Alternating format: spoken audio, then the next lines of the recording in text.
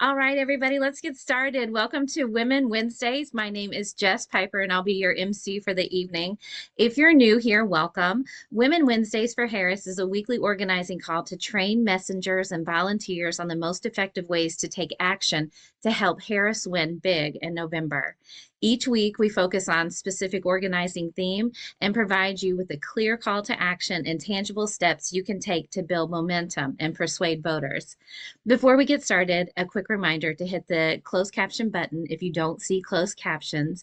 Additionally, we've got the chat on right now, but we'll be turning it off in just a moment so folks can focus on the content and catch the links and the key info that we're sharing in the chat. But keep those emojis coming. You know we love the energy that you guys bring to this space. Before we move forward, I want to take a moment to acknowledge the horror and the damage that folks have experienced or may be experiencing this moment in North Carolina, Appalachia, Florida, and elsewhere as a result of hurricanes Helene and Milton. We have all of you in our hearts, and we're dropping links in the chat for ways you can support folks at this time.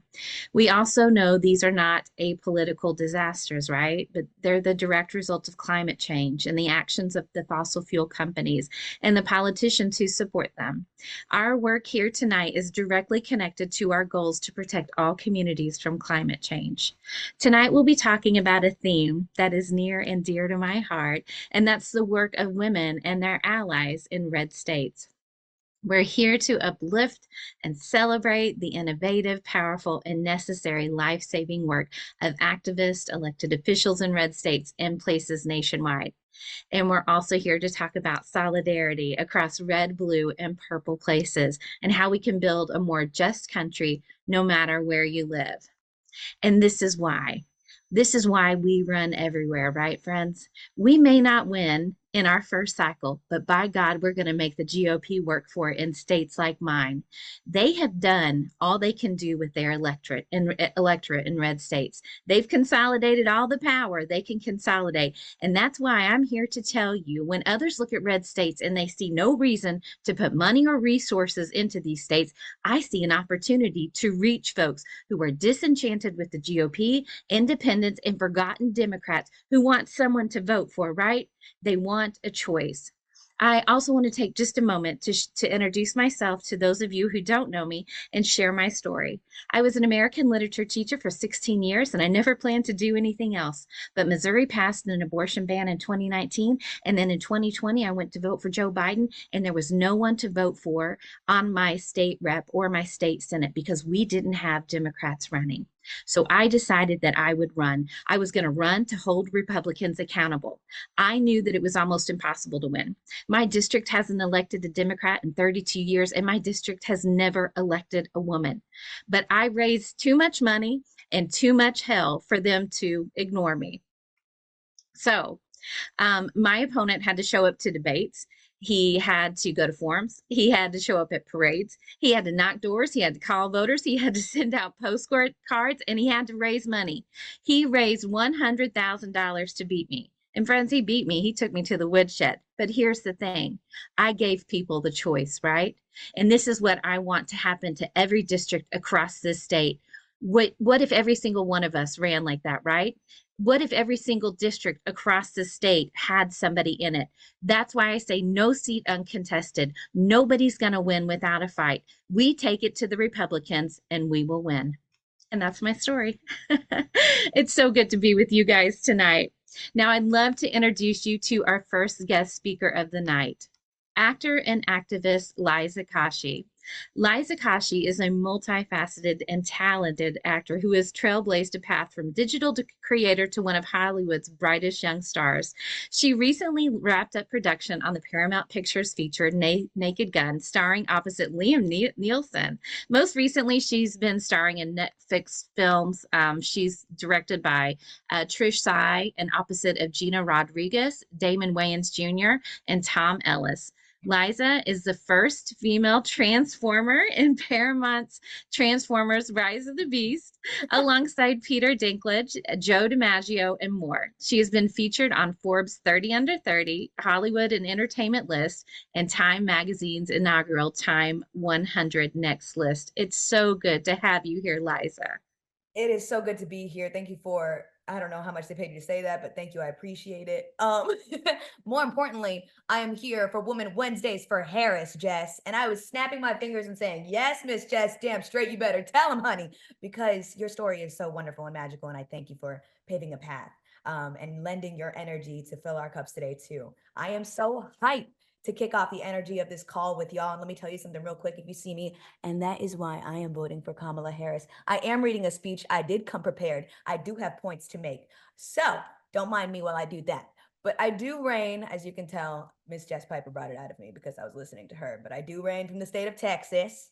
So I've got that Texan drill team energy, that halftime performance energy. But I could not be more grateful for the teams today that have established this consistency of this weekly Wednesday practice here. So thank you, all of you, for consistently tapping in and for tapping on me this week. I so appreciate it.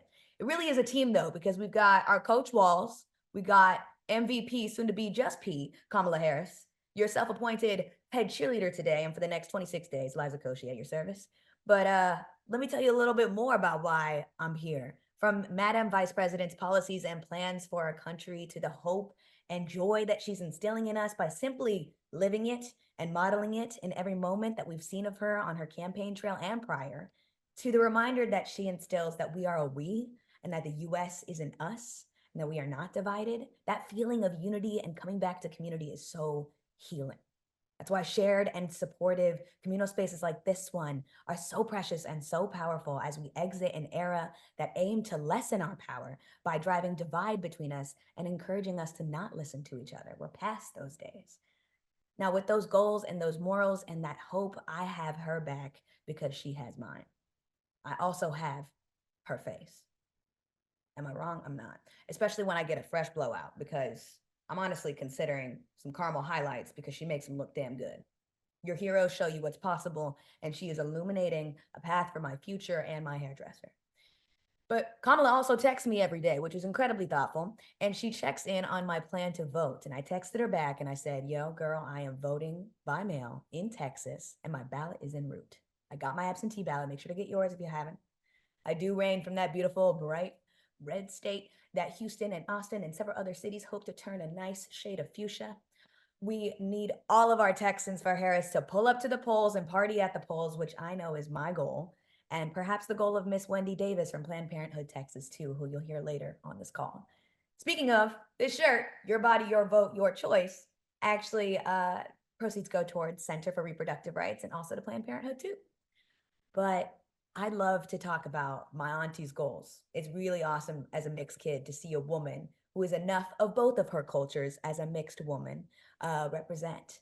But she cares about issues that are not necessarily personal to her, but are practical for the American people whose quality of life she has made a personal concern for herself. She's prioritizing the concerns of my friends, Gen Z and millennials that are struggling financially to plant roots in a tough housing market, building more homes and giving first time homebuyers down payment assistance. Because becoming a homeowner, as she knows, is the fastest and most efficient way for this next generation to create intergenerational wealth. She believes in building that long term wealth, not just for herself, a concept, but for all American families, for the middle class, and addressing the needs of the middle class is how to strengthen America and our economy. And she looks to reinforce the backbone of our nation and not weaken it, not weaken the faith of it by instilling fear against one another. And she's able to put herself into other people's shoes because she's worn them already. And she's empathetically willing to wear them again for the sake of making strong decisions on the behalf of those who have worn down their souls to make America the ambitious nation that it is. Now, personally, from the age of 20 to 24, I had former President Donald Trump in office. Those were formative years of my life. And I'm so excited for the affirmations of Kamala Harris to ring in the young minds of future leaders and young adults today versus the ones that I had to listen to and I've learned to unlearn. But I have that genuine joy again about what the future will bring and not a fear of it. And when she speaks, I feel unity. I don't feel spoken down to. I don't feel the platform separating us. I feel like a leader is walking by my side and is on my side. And we know the horror that is Project 2025. Our best interests, especially as women, are not at heart. The intent was to instill fear, but the impact was this community of faith driven women who looked at that and said, hell no, and then gathered in numbers to counteract such energy. Now, I know it's been said before, and I'll say it again so we don't see it again. No one wants to watch the sequel to a movie that wasn't good in the first place. We already know it was bad. It's going to get worse. Why the hell would you spend your precious time and lose your money over another one? Mm-mm. It is your body, like my shirt says, your choice, your vote. But it is our future, our dignity as Americans, and our rights granted to us as women that also guarantee the safety and protection of yours. So we have 26 days, 8 hours, and X number amount of minutes to continue to gather with like minded individuals and also warmly welcome those who may have voted differently before, but are inspired by what this team means and what the future can look like being a part of it. We have 26 days to unapologetically ask people, hey, you have a plan to vote on your busy workday? 26 days to make the calls, write the letters, rest and reboot the battery, and use that energy to get out the vote. And please get President Kamala Harris and Vice President Tim Walz into office. Let us go.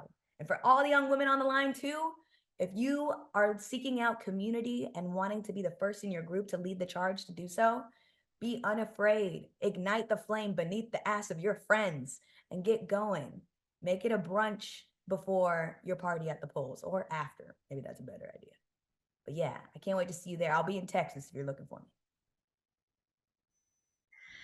Thank you so much, Liza. You can tell that you did bring your drill team energy and also that you were from a red state because not everybody voted like we wanted to last time, right? And you are more than willing to extend that hand and say, come on now, let's go. Thank you, Absolutely. Liza. Thank you for having Thank you, me. friend.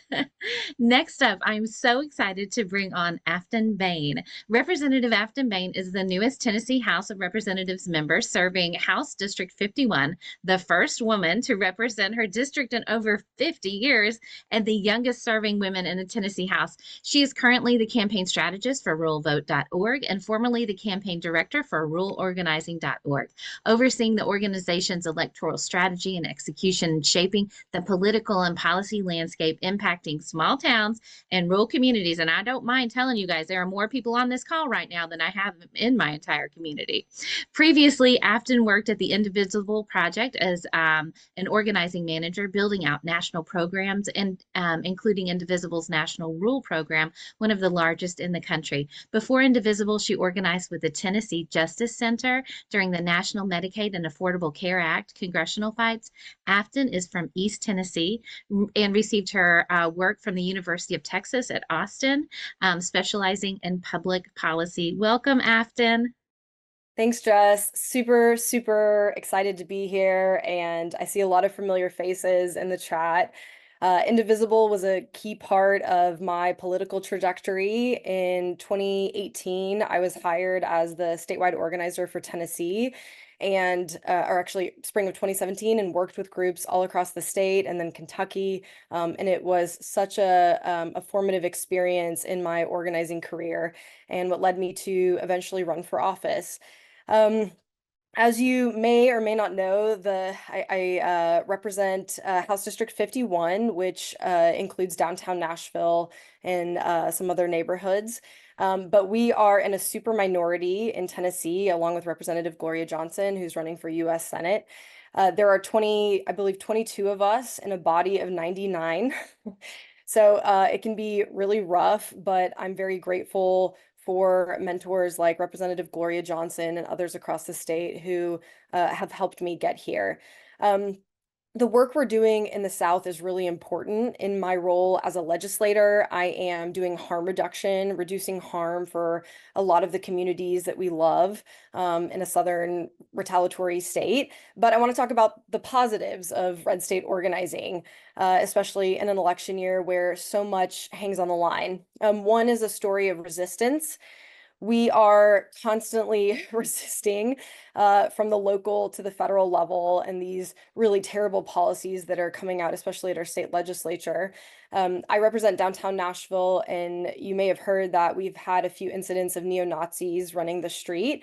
And so I jumped into action using the skills I learned at Indivisible and launched a Nashville Against Nazis campaign, organizing folks all across the district and county to push back against the far right. And so it's a story of resistance. Additionally, it's a story of resilience. We in Tennessee as I said, it's, it's coming from all ends, but we have really, we're more scrappy, if you will, and more strategic because we don't have a lot of resources, but we are constantly fighting the far right at every level. And so one of the things I did this year, we had a terrible bill that basically would have eroded our First Amendment right to talk about abortion in the state of Tennessee. This is a litmus test for the Republican Party in terms of what they can do to override our constitutional rights. And so I ended up filing a lawsuit against the state of Tennessee, testifying in federal court, and we actually won the injunctive relief, which means now our abortion funds in the state of Tennessee can continue to talk about abortion access without being under scrutiny. And then lastly, it's a story about revitalization. Representative Gloria Johnson and I have visited the communities that have been impacted by the floods in East Tennessee. And as you all know, the South is very, we are on the front lines of climate change and climate destruction. And so out of a lot of destruction and devastation comes opportunity. And so I really look at the next 10 years in terms of what we're doing to build a bigger and better coalition to fight climate change, to show what it really looks like to stand up and organize against what feels like just desperate times. So as I said, the South is the story right now, and Tennessee is one of resistance, resilience, and revitalization. And Representative Gloria Johnson is a testament to that and her trajectory to run for U.S. Senate. And with that, I'll pass it back to Jess. Afton, it is so good to hear from you again, and thank you for taking the fight to those legislators, those GOP supermajority folks, every single day. Thank you. Next, I want to bring someone who also knows the Tennessee landscape very well, Gloria Johnson. Gloria Johnson is a special education teacher of 27 years who got fed up with the Tennessee elected officials attacking the rights of public school students and teachers. After the legislature took away a teacher's seat at the table, she decided to run for the Tennessee House in Knoxville, and she's been fighting for kids and teachers ever since. And after a school shooter stole the lives of 6 Tennesseans in March, Gloria was the leading voice for new gun safety laws. Joining the Tennessee Three, Gloria called for immediate action to stop gun violence. She survived a politically charged expulsion vote and is now helping to build a statewide movement for change. Though she's retired from the classroom now, she still stands tall for public education, whether she's advocating for equitable investments in students or pushing back against high stakes testing and cynical efforts to end public education as we know it. Gloria is working for reform that improves learning while supporting teachers and students and families. And that's why Gloria works so hard to make healthcare and childcare affordable, boost wages for working people, and expand policies like paid leave. When we invest in kids and family, we invest in our future, yes, ma'am, and shift power back to people who work for a living. Welcome, Gloria. And Gloria, after your time, we're going to bring Afton back on for just a moment for the two of you to be in conversation together. Sounds good. Thank you so much, Jess. It's great to see you again. Great to see everybody else on the call. Excited to be here. Getting Democrats elected in red states is crucial to ensuring that our government works the way it's supposed to for the people. Because in Tennessee, with a supermajority of Republicans, it's not working for regular folks. Most of the legislation that they're passing isn't even supported by their Republican constituents. They're too extreme for most of them. And I know that Afton has gotten a crash course in seeing hate legislation and pushing back and fighting it, because I feel that's so much of what we're doing. The issues that Democrats are running on are widely supported by all voters, regardless of party affiliation. Things like affordable health care, lowering the cost of prescription drugs, raising the wage, protecting a woman's right to choose, and keeping our communities safe from gun violence. It's about communicating to all voters the ways that Democrats are working hard to improve lives for hardworking families. We're not working for lobbyists and corporations. We're working for hardworking Tennessee families. It's about visiting areas that no candidate has visited in decades. I committed when I started this race to run and go to all 95 counties and be open to anybody who wanted to come and answer questions and do town halls across this state. And it makes a difference to all the voters.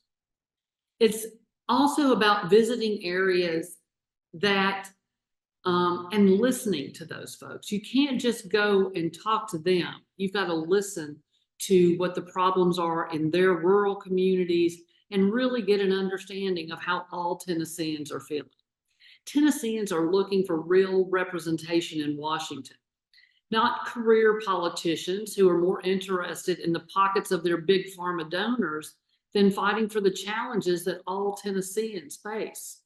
Right now, our path to victory requires both expanding the Democratic electorate in Tennessee and picking up thousands of split ticket voters. And we can do that. You know, one thing that I have to say about Vice President Harris is Tennessee knows how committed she is to them, because during all the things happening at the legislature in relation to the Covenant families and the deaths at the Covenant school, and those students and parents and grandparents showing up by the thousands every single day, we saw how committed they were to being in this fight. And we saw that us coming together could make a huge difference. And Kamala Harris, on the day of the expulsions, that evening, we got a call saying that she was going to clear her schedule for the next day, for that Friday after the expulsions, to come and meet with us. She met with Rep. Jones, Rep. Pearson, and myself in the Fisk Library, and then went out to speak to everyone in the Fisk Auditorium, including Covenant parents, when Tennesseans needed her, when a community devastated by gun violence needed her. She showed up. She cleared her schedule and came to Tennessee the next day. And Tennesseans are not going to forget that. I can tell you that I've driven in all 95 counties in the state, driven around. There's not nearly the signage there was 4 years ago for Donald Trump. I think that Tennessee is going to shock the country this year. And it is going to be much tighter than anyone ever imagined, because they know that Team Harris Walls is going to work for regular Tennessee families. They're starting to question their loyalties in the past. And I can't tell you how many emails I get a day. It's like, I just wanted to tell you, I'm a Republican. I'm a college student in Upper East Tennessee, and I went in the voting booth and I just couldn't vote for Donald Trump. I voted for Kamala Harris.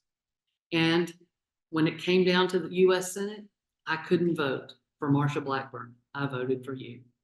I'm not saying I'm going to be a Democrat, but I made those choices for my country. And I'm hearing it all the time.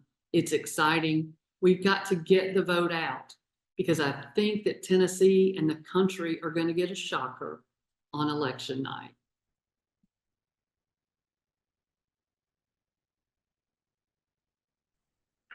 So Gloria, and for those of you who don't know, this is I tell this story all the time, but when I moved back to Tennessee after Trump was elected, Representative Johnson was the first person I met with, and really has helped so many young women in the state get to where we are today. And I wouldn't be a state legislator if it weren't for Representative Johnson. So I was going to say Representative Johnson again, but Gloria, can you, I think, you know, I'll never forget, and I don't know if I've told you this anecdote, but I was invited to speak at a Michigan Rural Caucus event last year, right after the expulsions happened. And I'll never forget walking up to the person who was going to drive me in the middle of rural Michigan, and they said, "Oh my gosh, what happened to Representative Pearson?" And it was just this like the most, you know, jaw-dropping experience to be in this rural part of Michigan and for the entire world to be watching Tennessee. I guess, what are some revelations you've had about that experience and how you think that'll play out in November? Well, I think that what it did, you know, one of the problems I hear all the time, like, why are Tennesseans voting against their own interests? But what people don't understand is kind of try to understand where these folks are because of Republican policies, because we have a $7.25 minimum wage. People are working 2 and 3 jobs. They're trying to keep the lights on and groceries on the table. They don't have time to follow politics the way you and I do. And so it's that they're not getting the information that they desperately need. They have only Republican elected officials in their counties. They're not getting the Democratic message. So it's our job to get that message. We've got to go out of our comfort zones, and we've got to go across the state to let people know the truth and what facts are, because there are people that care about that. We had so many people in these 95 counties come in and say, I've been a lifelong Republican, but I just can't vote Republican this election. I'm supporting you. I've never donated to a candidate before, but I'm donating to you. And I cannot vote for Donald Trump again, not in good conscience. So we're seeing people all over saying this. And that's why I think there's going to be a surprise for folks about Tennessee and folks across the country when they see the returns in Tennessee, because I'm really feeling, I've never felt this kind of excitement. I've never had 50 Republicans at my kickoff before, but I did for this race. And so, and those people, most of them, I always ask when people come over, I always ask what brought them over. And for most of those people at my kickoff, it was gun violence and the Dobbs decision. Well, and I want to laud you. I mean, very few of us have probably ever run for US Senate, but Gloria is working so hard. It's so exhausting. And I say a prayer for you every night because I know how hard you're working, and it just means so much to all of us. I know we have a lot of folks from across the country on this call, and a question I had for you, a lot of the narrative that I see on Twitter sometimes is that when climate destruction hits red states, that we deserve it in a way. And I was wondering if you could speak to that comment. I think it goes back to the same thing. Understand that Republican policy keeps folks down so that they don't have the time to follow as closely as they need to follow. They're literally focusing on keeping food on the table or buying the prescriptions that their family needs, because we didn't expand Medicaid and people don't have access to affordable health care, and their families are not thriving. They are just barely surviving. And so they can't follow what's happening with the climate change. To them, climate change seems so far removed. And so it's on us to get that message to them. And one thing that's so great about, we just found out that we've registered 200,000 new voters in Tennessee, and 60% of them are young voters. And one thing about young folks, they're very tuned in to climate change. And why? Because they're going to be raising the kids in our future generations that are going to have to live on this planet. And so it's becoming more and more critical, and we can't ignore it. When the devastation in Upper East Tennessee is just heartbreaking.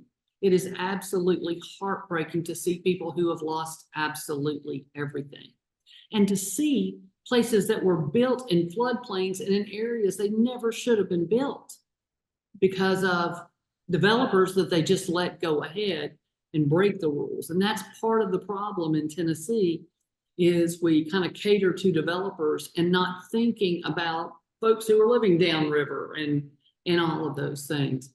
But this is a critical point for climate change, and we have to be taking action. And I would say Tennessee is one of the hardest states to do that. The first year I came in 2013, they increased a solar tax. We had a great break on adding solar, and they increased the solar tax something like 6,000%. It was so outrageous, and they don't want you to use anything. I mean, we're taxing folks for their license tags, car tags, if they have a hybrid or an electric vehicle. Most states are giving you a break. We're increasing your taxes by hundreds of dollars. It's outrageous, and we have got to flip the state. And in order to do that, we have to elect Vice President Harris and Governor Walz. So Gloria, my last question is, I think for those of us living in southern states, it feels like Project 2025 is already here. When Kamala Harris is elected, what do you see the opportunities for deep red states like Tennessee? Well, I see that a lot of protections that can be put in place. You know, you're not going to solve everything immediately, but there are things to put it with gun violence, you know, what they have already done with the Office of Gun Violence, some of the most recent executive orders. We can really chip away at the problem of gun violence and those solutions. And we need the federal government to be doing that, because our state, it's going to be some time before we can flip our state where enough people will actually care about the children that are dying, that they will put the guns second to children, because right now they're protecting guns, not children, in Tennessee. And until we can get legislators to do that, we need the federal government to put in some of those protections. Some of the protections to help women, like interstate commerce, like going from state to state if you have to go out of state to get the care you need, as Afton was talking about in the case that she testified in, because that was all about taking away free speech so that you couldn't talk about your illness or your medical condition. I don't want to call it an illness, your medical condition, to friends. That's outrageous. That is absolutely insane. And we knew it was unconstitutional, and we told them, but we work in a body that creates lawsuits, not legislation. Trademark Gloria Johnson. She says that all the time. And with that, Jess, I'll ask you to come back. You're muted. You're on mute, Jess. You'd think I know better than that. It's so good to hear from you guys, and let people know that in Southern and in red states, people care about gun violence, people care about bodily autonomy, people care about climate change. Thank you so much, friends, for being here with us tonight. Next up, we have another woman holding it down in the state legislature in a red state. We have Andrea Hunley. Andrea Hunley is a community leader, mother, former school principal, adopted daughter, and Indiana state senator. She was elected in 2022 and serves in the Indianapolis area. Welcome, Andrea. Oh, yes, welcome. Thank you so much, Jess. Oh my goodness. This is just incredible to be sharing space with you all tonight. And it must be teachers night, Jess, because we've got Rep Johnson on, we've got myself on. Been in the education space for 20 years, first as a teacher and then a principal. And then Miss Liza, my children cannot believe that we are in the same space this evening. And shout out to Auntie Kamala for bringing together the mixed girls today. So excited to be here with all these women, because we know that when women lead, we are the ones that build coalitions and we build consensus and we shake up those stagnant systems. And that is what we are doing here tonight. I am a mom. I'm a former teacher, a former school leader. I'm not a politician, but I will tell y'all that I am a testament to the power of what it looks like when grassroots groups come together, when we believe in a vision, and when we spread the word. And so as you all are working so hard in your areas to get Vice President Harris elected, I want you to know the power that every single individual action has. And so I want to share a little bit of my story. My team, when I got elected in 2022 in Indiana, is made up of political first-timers, but we were a team of women. And you all already know that women, we get shit done. I would not have won my race if it wasn't for folks who considered themselves Republicans, who considered themselves independent, hadn't pulled a Democrat ballot for me. The race that I was in, it was a 5-way race. The 4 other candidates had all run for office before. So I was very much a first timer, very much an outsider. But we did relational organizing. And I know that that's what you all are doing back in your hometowns. We held porch parties. We held driveway parties. We held cookouts. We made tons of phone calls and sent text messages to our friends in our networks. And we used the power of 3. And so I want you all to think about this today.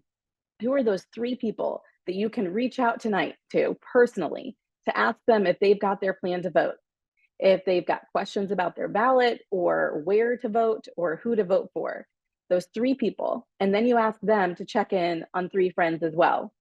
It's one thing when we post on social media, but that goes out to everybody. And there's so much that we're scrolling through and skimming through each day. It's different when someone that you know, that you love, and that you trust asks you personally these questions about voting. And we cannot underscore or underestimate enough the power that relational piece takes. And I'm going to tell you all, I know again firsthand that it really works, because in my election, I won with more votes than the next two candidates combined. And in every poll, I was rated like third best. But it's because of working with friends and those friends reaching out to their friends and so on that we really made it happen. And I know that that's what we can do for Vice President Harris and for our soon to be Vice President Walz, for sure. So I am a minority in the minority in a supermajority state where in Indiana, the Republicans have the House and the Senate. They've got a trifecta with the governor's office. And so while I say that I won my office, what I really won is the right to fight for my people every single day. I won the fight to be at a microphone and to make sure that my voice is heard, but it is tough. I mean, Indiana has one of the lowest voter turnout rates in the entire country. And the why, y'all, is too big for one phone call. I'll tell you, it's a mixture of gerrymandering and intentional voter disenfranchisement and being sold a lie that our vote doesn't matter when we know that it absolutely does. It's a lack of ballot initiatives. I'm so jealous of all of these states where you can actually vote on a ballot initiative on your ballot. We don't even allow that in Indiana because we don't actually really care what people think, which is a huge, huge problem and why we've got to make sure that we break our supermajority. And it's also because of what we've been talking about and what Jess mentioned at the top, which is non-competitive down ballot elections. And so I know that women need to be asked 7 times before they ever run for an office. So this is my chance tonight to say to each of you that those down ballot races matter, and they matter in turning out the vote for those people at the top of the ticket for VP Harris. And so next election cycle, I want you to run. I'm going to say it 7 times. Run, run, run, run. Please, really run, run. You absolutely need to run for office because it's going to take everyday folks like us to be a true government of the people and by the people and for the people.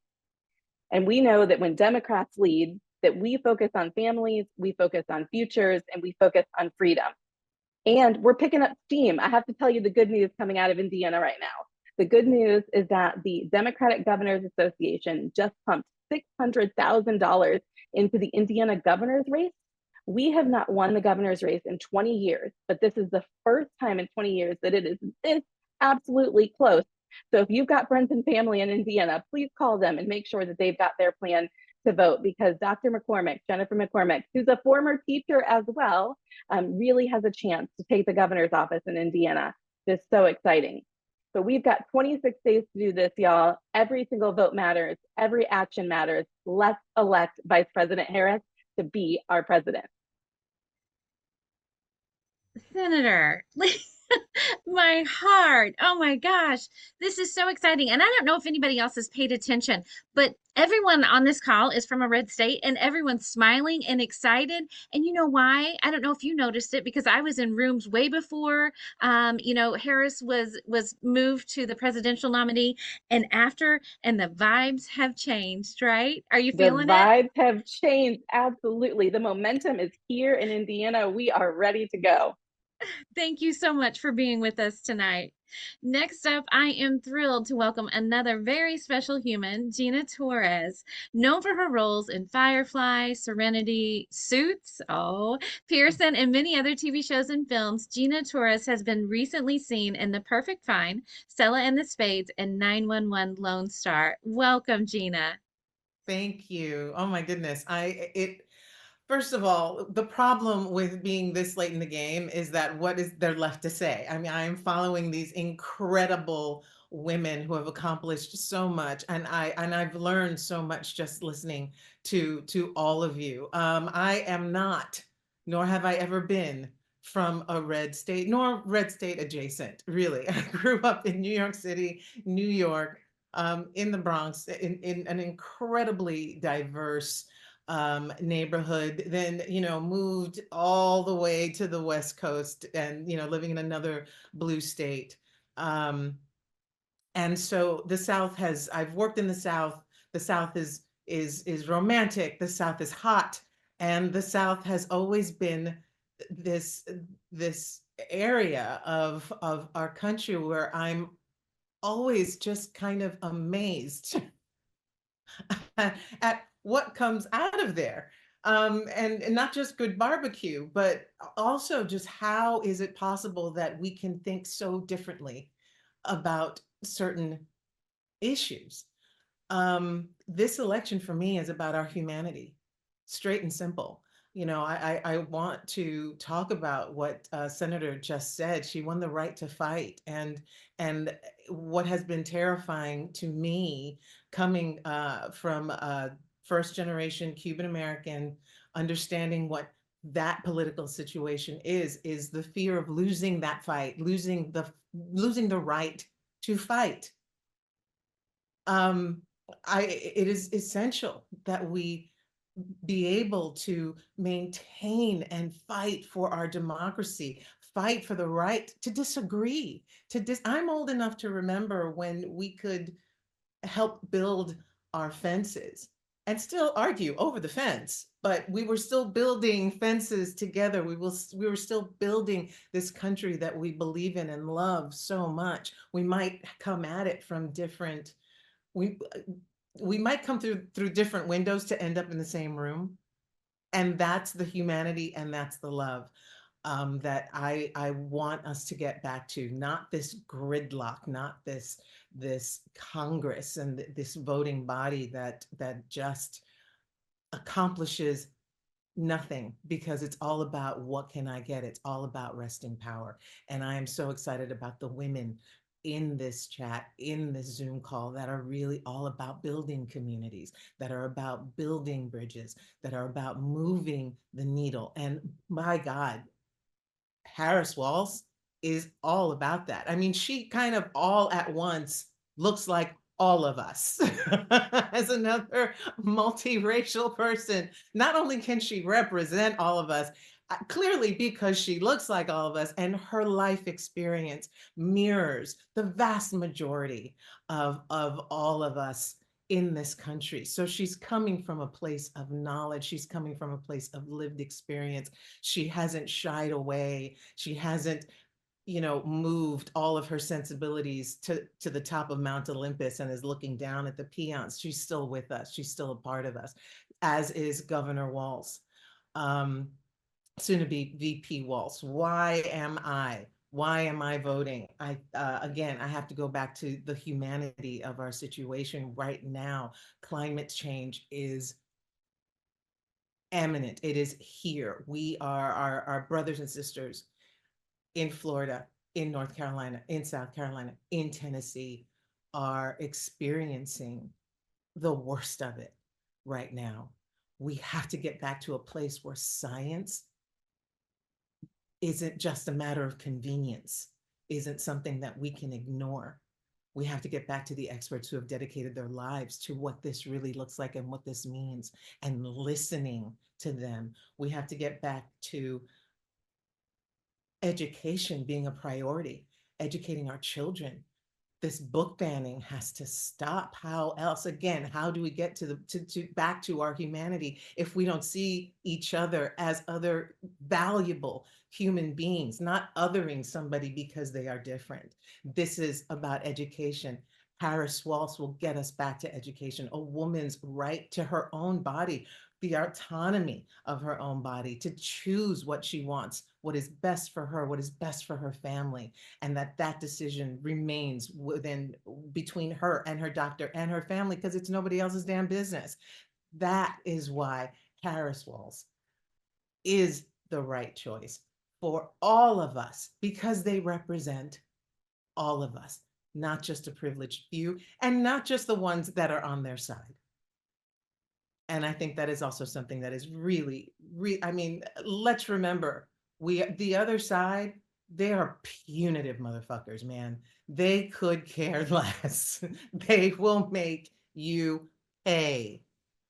If you are in a blue state, your relief might get delayed. I remember this from a few years ago. When Cal on fire, you had to kiss the ring. I don't know what deals Newsom made, but I know he had to kiss the ring. Enough of this, enough of punitive governing. Let's get back to governing with a heart, with a soul and with the purpose of uniting us. So I'll do my best, Oprah, and say, Harris Walls, let's go. Let's do it. Thank you so much, Gina. Red state, blue state solidarity. And thank you for saying Kamala Harris's favorite cuss word out loud. We loved it. Thank you for being with us. Somebody had to do it. That's right. That's right. Thank you for doing it. Thank you, friend. And for the last of tonight's featured speakers, please welcome Wendy Davis. Wendy was once a teen mom living in poverty who went on to graduate from Harvard Law School. After serving on the city council in Fort Worth, Texas for 9 years, Wendy later rose to prominence as a state senator when she stood for 13 hours in her pink sneakers filibustering a law that threatened to close almost all abortion clinics in Texas. After attempting to become Texas's first Democratic governor in decades, in 2014, Wendy later founded the nonprofit Deeds Not Words to train young women in civic engagement and advocacy and defend the front line, a fund to protect and restore our rights in a post-Roe world. Currently, Wendy serves as senior advisor to Planned Parenthood Texas Votes, the political and advocacy arm of Planned Parenthood in Texas. Welcome, Wendy. Thank you so much, Jess, and thank you to all the speakers that I joined this evening. I've been inspired by every single one of you, and thank you to everyone who's on the call tonight.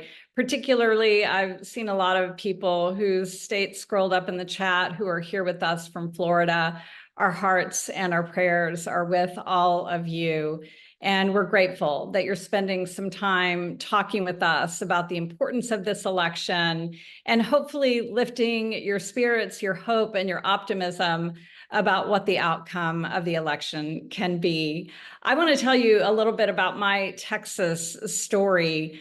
Like Liza, I am a long-time Texan, and I grew up with two very strong women in my life. My maternal grandmother, who was a tenant farmer, who had only a 6th grade education, who raised 14 children on very, very little money and always struggled, but had great dreams, of course, for her family. And then my mother, who only had a 9th grade education and who worked so hard as a single mom for me and my 3 siblings. And when I was young, I too became a very young mom. I was a teenage mom. I became a single mom not very long after that. And I worried that my life would replicate what I saw my mom and my grandmother go through. But thankfully, I had access to education, starting with junior college in Tarrant County, and ultimately made my way all the way to Harvard Law School. And it was a village that helped me do that. It was my community. And it's such a perfect and representative example of what it means to be a Texan. Now, you guys, I know we are the laboratory for a lot of bad ideas. And it can feel really depressing to know that other people look at our state and think that we're filled with a bunch of awful people. But I have to tell you that we're not. Our values are not being reflected in the Texas legislature, and it's because we've had 3 decades long of Republican-controlled redistricting, where they have now come to pick their voters and not the other way around. But it's not reflective of our values. And certainly what we're seeing in reproductive rights here are anything but reflective of the values of the majority of Texans. I want to tell you a little bit about that so you can understand. If you don't already, I just want to make it sit deeply with you how vital this election is and why it matters so very much that we talk to everyone we can about the importance of voting. You probably know that Texas has the most extreme abortion ban in the country. It has no exception for rape and incest. It does not matter if you are an 11-year-old girl. It does not have an exception for fatal fetal anomaly. And we've had some horrific stories about what people have experienced and having to flee our state to get the care that they need. And though we purport to have an exception for life of the mother, it's not worth the paper that it's written on. And unfortunately as well, we've had so many women who have almost lost their lives, just like the 2 women in Georgia did. and who have literally had to be septic before doctors felt like they could provide the care that they need. And it's not doctors' fault, and it's not the hospital's fault. It's because this law is written so vaguely and the penalties are so steep, life in prison, if you get it wrong, that they're afraid to provide life-saving care. That's why I'm now working with Planned Parenthood Texas Votes. And that's where the optimism comes, because we live in a state of 30 million people, and we have 1.3 million of them in our database of supporters. And we're speaking to those supporters all across the state and making sure that they understand what's at stake in this election. We're a trusted brand in a time when things are so crucial, and we are literally living in a state of crisis in Texas. And we're wanting to make sure, and we are making sure, that people understand what's at stake in this election and that their voices matter so very much. Now, typically, we've only been involved in state races, and we're working very hard to flip the state house so that we will finally have a voice in redistricting in 2031. And we have a great shot of doing that. We only need 11 seats to get there, and I feel very confident that we will. But we're also now, in the last couple of weeks, we started a federal super PAC so that we could get involved in our federal races as well, from Colin Allred's race for US Senate to Kamala Harris's race for president. We're working with other C4 organizations all across the state, and we're doing a lot of strategic divide and conquer efforts so that we can spread thin resources across as many areas as we possibly can. And I'm so fired up about the opportunities that we have in front of us. I have an 8-year-old and a 6-year-old granddaughter. I have 2 daughters. We are nothing but girls in my family. And this feels so personal and so important to me right now. And I know it feels that way for all of you as well. And that's why I'm such a strong supporter of Kamala Harris and Tim Walz. We have had supporters in the White House before. We have. And we've had supporters in Congress, but we have never had the kind of champion that we will have with Kamala Harris. And I hold so much faith and hope in her ability to make life better for the women in my state and across this entire country. I know that she will consider it one of her most important obligations, and that she will give it everything she has, as she always has done as a US Senator and as Attorney General in her state of California. Thank you so much for believing in our ability to make change. Just like Andrea said earlier, I was in the minority in my state. I flipped a red Senate seat blue, which is super hard, you guys, because our Senate seats are much larger than congressional districts in Texas. And we did it. And I earned the right, just like Andrea said, to be there to fight. And I was so proud to stand on the floor of the Texas Senate for 13 hours fighting for our reproductive freedoms in our state. And what was remarkable about that day was that thousands of people showed up from all over the state. It was the first and only time that the Texas Capitol had to be closed because it was filled to capacity. And we got that bill past the midnight deadline because of their voices, because of their shared efforts to make sure, raising their voices, that we could get there. And it was such a beautiful and poignant reminder to me of what we can do in a democracy, of our power when we show up and we decide that we are going to stand in that power and help be the change that we want to see. Thank you so much for allowing me to be a part of this evening. I'm honored to have been here with all of these other beautiful, brilliant speakers, and I'm certainly honored to have been here with you. Oh my goodness. Thank you so much, Wendy. And thank you for fighting in a state like mine where we have abortion bans, where women and girls are not safe. We need people like you standing up and doing the work. And we're so appreciative of everything you've done. Thank you so much, friend. So before we close out the night, I want to bring on Madi Urbina from the Indivisible team to cover tonight's action and resource roundup. Great. Thanks so much, Jess. And good evening, everyone. My name is Madi Urbina. It's so good to be back with all you powerhouse women. I myself grew up in a mountain town out west in a little red county. I've worked in purple counties to reelect U.S. Senator Harry Reid, who is a majority leader. And so I really get the importance of understanding the collective impact we all need to have, because these margins are down to a few thousand votes in key places. And so that's where we all come in. We all come in making sure that we are taking action. And I know that's why y'all are here. I hope you're fired up to hear all the insights tonight. And one key insight we heard is that repetition matters. So some of y'all who've been here, you may have heard this before, but me and my hats are here to remind you of how to take action. So one, Indivisible has a very vibrant rural caucus, and we invite you to join it. If you live in a red or rural community and you want to be with other folks who face similar challenges, we invite you to join the Rural Caucus. There's not just community building, but there's key ways to take action and to make sure that we have each other's back as we take on some of the hardest fights. Number two, some of you are already talking to your neighbors and canvassing your neighbors, and we need you to do more. We have to hit our 200,000 door knock goal. And why does that matter? That matters because if we remember, in Arizona, President Biden won by 10,000 votes. So now let's think about all the places where we're just going to win by a few thousand votes. And one of the most impactful ways, you heard this earlier from one of our lawmakers, one of the most impactful things voters can experience is hearing from someone they trust, especially in this time where disinformation is really, really prevalent. So if you haven't signed up for Neighbor to Neighbor, please check out the chat where you can sign up for Neighbor to Neighbor in your area, in the key battlegrounds. And let's go knock some more doors, because that's the highest quality and most impactful way to make a difference this election. Third action you can take, if you want to recruit others, I think you heard someone here talk about you need the power of three, recruit your three. I saw a bunch of you last week put a ton of information in the chat.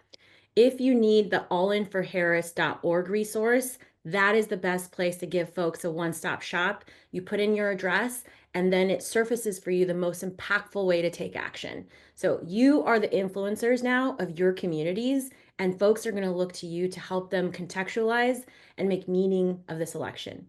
So go to allinforharris.org and support your community in taking action with you.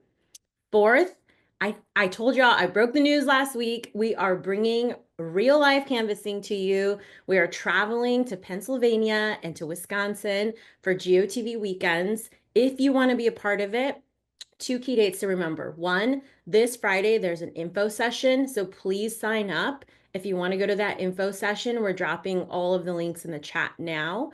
And you have to be part of an action team. So make sure you have either reached out to your action team member or you have formed an action team. And there is a deadline. So key date, next Tuesday, October 15th is the deadline. If you want to join and be in community and meet and build lifelong bonds while we help win this election.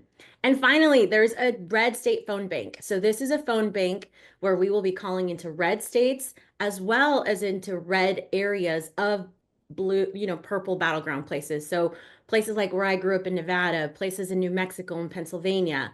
So please, if you want to make an impact tonight, sign up for the phone bank. You can sign up by emailing womenwednesdays@indivisible.org or check the chat.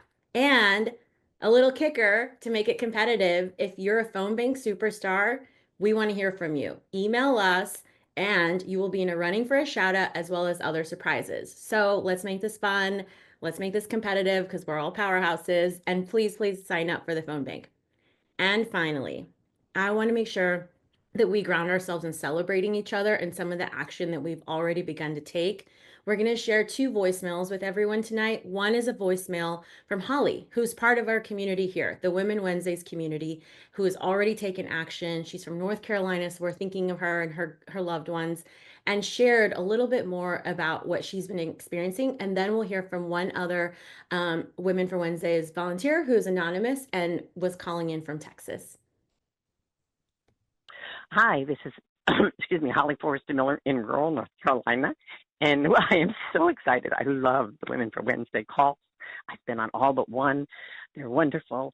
Me and a neighbor of mine have volunteered with the Democratic Party in Person County to go and actually knock on neighbors' doors who are known Republicans who we think we might actually be able to have change their vote. I have done 3 rounds of door knocking already with Indivisible Neighbor to Neighbor, and I'm signed up tomorrow excuse me, to do the call North Carolina voters. I'm doing everything I can and hoping we bring home North Carolina for, for Harris and Walz. We got to do this. It's important. Thank you.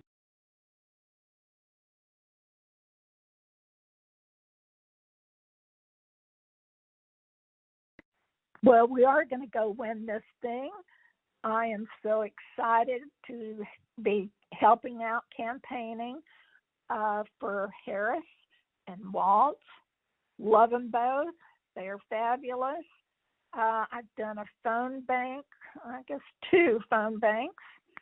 And just now I had my nails done and I was talking with the technician and made sure she's registered to vote. And if she had a plan, she wouldn't really answer that. But I said, well, I sure hope you do plan to go vote. Yes, ma'am. So, some people are more receptive than others. But anyway, so I'm talking with friends and family and neighbors and plan to do more. So go team.